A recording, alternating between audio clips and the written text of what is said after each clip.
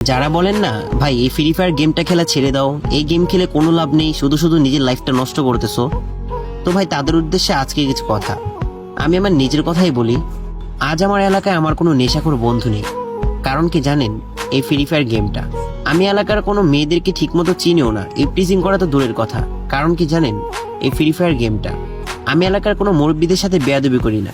কারণ কি জানেন? এই ফ্রি ফায়ার গেমটা। আমি বাইকের জন্য ফ্যামিলিকে চাপ দিই না। কারণ কি জানেন? এই ফ্রি ফায়ার গেমটা।